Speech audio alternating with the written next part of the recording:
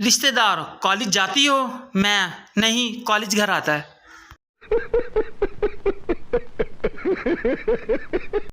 जिस दिन मेरे बाल आबदा परवीन जैसे और शक्ल जॉन एलिया जैसी होती है, उसी दिन हमारे घर मेहमान आ जाते हैं।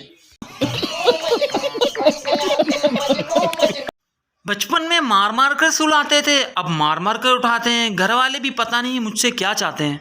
ओ भाई, मारो मुझे, मारो मारो मुझे, मारो मारो। नहीं, ये मजाक हो रहा है। एक सेकंड यार, मजाक हो रहा है। मैं सोच रही हूँ कि जब मौलवी साहब पूछें कि कबूल है तो मैं कहूँगी आई एक्सेप्ट। सबको पता चले लड़की पढ़ी लिखी है। सब लोग दिल लगाकर काम करते हैं और मैं मोबाइल चार्जर पे लगाकर।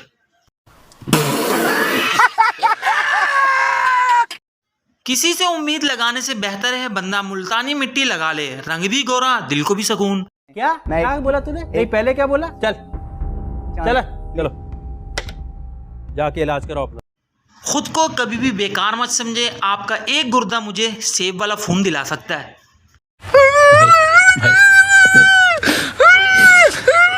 नहीं भाई, मौजूदा हालात में कभी भी किसी से बहस ना करें। अगर कोई कहे तो हाथी उड़ रहा है तो उसको बताएं आज सुबह हमारे घर की तार पे बैठा था।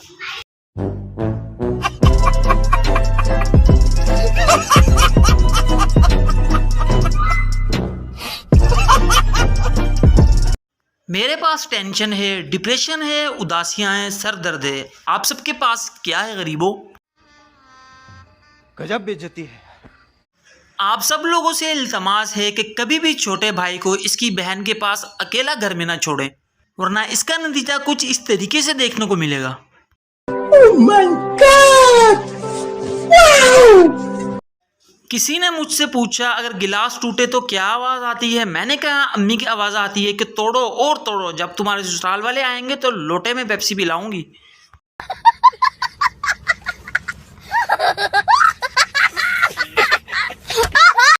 आप सब पाकिस्तानी भाइयों को एडवांस में बकरीद मुबारक।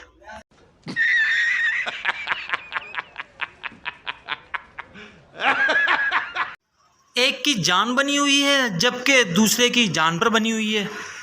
मैं आपका जीना हराम कर दूंगा।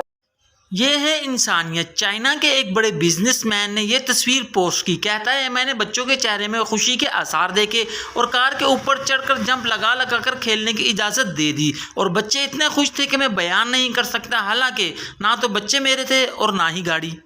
खत्म,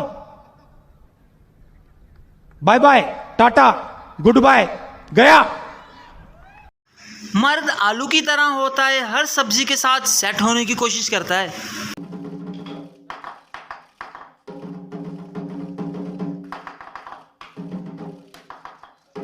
अरे यार मेरा तो नेट भी सही नहीं चलता, चक्कर क्या खाक चलेगा।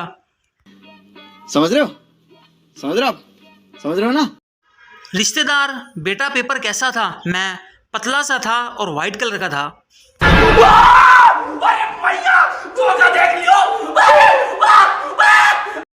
पैसा बहुत है साहब, मगर घर वाले देते नहीं। 50 बार बोल रहे हैं, पढ़ने निकले वाले छात्रों को राजनीति से दूर रहना चाहिए। अबे पढ़ाई लिखाई में ध्यान लगाओ, IAS बनो और देश को संभालो। सब्र का फल हमेशा मीठा होता है और मीठा फल हमेशा कीड़ा खा जाता है।